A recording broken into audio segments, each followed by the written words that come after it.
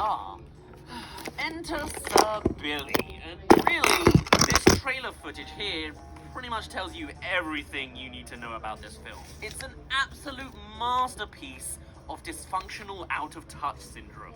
Like, I struggle to even formulate words around this film. It's truly breathtaking, and not in the good way.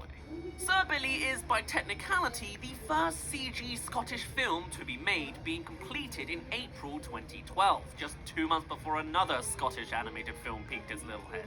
Now, I don't know if the script had this plan all the way through or just took a dramatic dive when he took up the role, but this film is absolutely crammed with Sean Connery references. Why? Well, because they actually managed to dig the old guy out of retirement for one final bout to the end of his career. And what a disaster it has been recently. Skipping out on the likes of Gandalf and the Architect because the scripts were too confusing and setting him up instead for this? Yeesh. And this was no rushed production. Contextually, this film had everything going for it. It had money with £15 million to its name, and it had time, having a 30-minute short done in 2006 and another 6 years to extend that to 80 minutes. But somewhere along the line, it all just fell apart. So let's dive into this Scottish hellhole and see what it can bring us, shall we? So the film opens up 5 years in the past. Actually, no it doesn't. This is a Sean Connery film, remember? So this film actually opens up with its own James Bond-inspired intro dance silhouette tease. What is this? Why does it look like this? Remember, Why are Saber we Spark reviewed underwater? this. What is this weird presentation doing in a kids movie? What's this Who is for? this I remember for? this. What's this Who for? is this for? Oh, also, in case you haven't seen enough I forgot what it's images in the called. first 5 minutes, here's the logo for the Saber production Spark company. reviewed it. So so- really, oh Melting yeah, I down remember that. Billy's face into the side of a bee. Why would anyone do this? So now we reach 5 years ago, somewhere in the Scottish Highlands, where we see a couple of police officers throwing caged beavers into the back of this truck. And I mean, that's simple enough to understand, but the delivery on Beavers? all of it is just disastrous. Firstly, the beavers speak human words. They do it very amateurly and at a very low volume, but they do. And I guess the humans can't understand them? Or the police officers are just that evil, I guess. And then on the They are police's dumb. side of the scene, for a start, they don't seem to have any context for the next line that they're saying, considering how... Oh, please, I don't. Shut the door. You founded your kayak company because you love the ocean, not spreadsheets. You need to hire. I need Indeed. Indeed you do. Indeed Instant Match instantly delivers quality candidates matching your job description.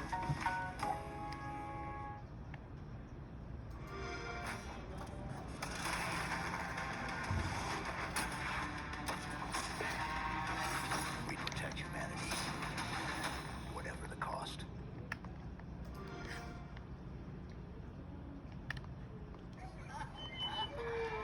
Incorrect it all sounds. But then also, in an attempt to give some exposition, our main guy, Officer Mackenzie here, then goes on to ramble about the Scottish Parliament laws to kick out beavers, with his friend McTavish ranting about the mad Europeans who decided to reintroduce them.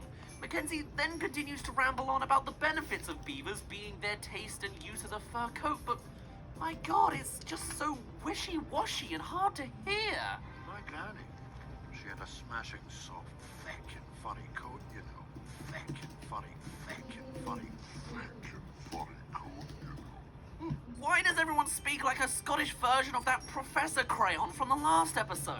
Okay, so slow-paced is kind of the whole theme of this film, and I've tried covering this whole story in one script, and it's just impossible to keep well condensed. So we're gonna do some real warping to fit in all this atrocity, alright? This movie doesn't actually start for 28 minutes. We just have to watch a lot of junk first. So as we skip, why not consider subscribing? I've been growing my own gallery of terrible movies to chuck through if that's your kind of thing.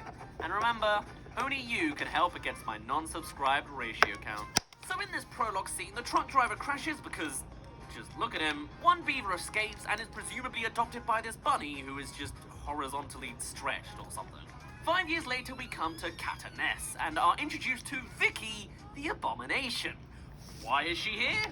I have absolutely no idea. She makes no sense. She's American, rambles about Miami, and stares at you with her cold, dead eyes. She's a mess and a failed mascot for kids to fall in love with, I guess. I'm sure we won't be seeing much of her, right? On the ground, we then meet Barry Banjo. He's not relevant. I don't know why he's here either. And what is that character design? Even the Scots have rednecks, it seems.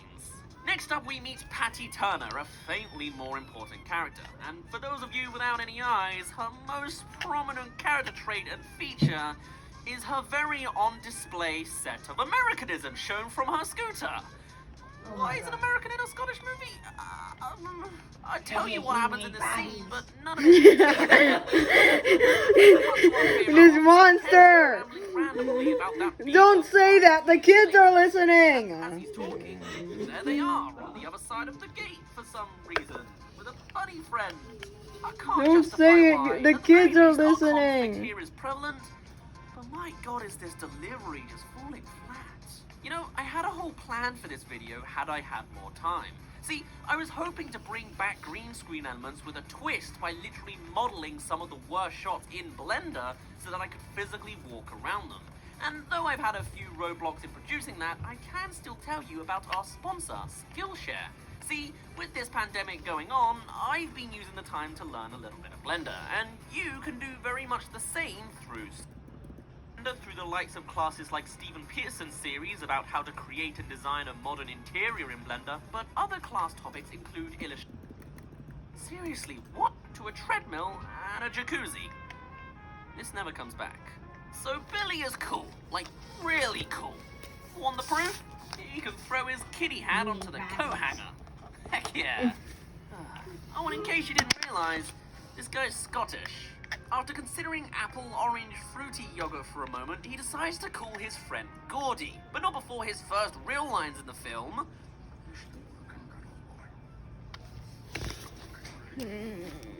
I'm sorry, what?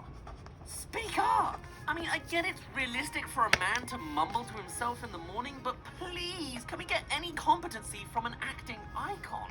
You can tell he's literally just checked out this entire production. Why are you even here if you're not going to put in an effort? You better not be out for that Dalmatian domino again. Yeah? She's a frisky thing, that one. What? Is he talking about frisky times with a dog? It's one thing for the animation or story to be terrible, but I literally cannot understand the characters with their minute volume and mumbly delivery. Sean Connery sure has fallen from grace, hasn't he? So his friend Gordy isn't actually a human. Get this, he's a goat. And after Billy praises himself in the mirror, Gordy finally moves into action by one, also praising Billy like the good little yes man that he is, and then two, licking the camera lens before sniffing around and chasing his tail like a dog.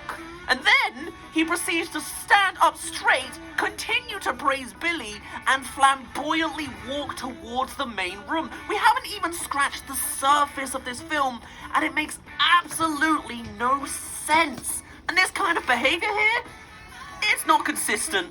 This flamboyant act never comes back, and there's certainly no explanation for any of this. Why is he wearing a Kill Bill jumpsuit? How did they meet? Are they a pet? What's their connection? Why can they see the fourth wall? And why, oh why, does the goat randomly pee on the floor with his clothes still on? It's like, there's almost an inkling of a real film going on here, but it's just 99.9% stuff happening. And good luck even trying to understand what that stuff is. Our big boy Sir Billy here has such a lackluster voice actor behind him that you can barely hear his words that lead into what's coming up in the film. Okay, so even at this pace, the script is getting too long, so we're gonna super skip ahead. Billy is to take grandson Jake to school. Jake almost has a personality, but it's never used. Everyone around him is just doing stuff. They drive on their way and are distracted by the romantic interest for Billy. The perfect woman for a man such as he. Someone who's half his age and designed like a 12-year-old got access to a EDP! This scene is uncomfortable, and it's uncomfortably long. Their mumbling is apparently flirting, and Gordy gives an elbow nudge to the audience for like a solid 5 minutes. It's now we finally hit the first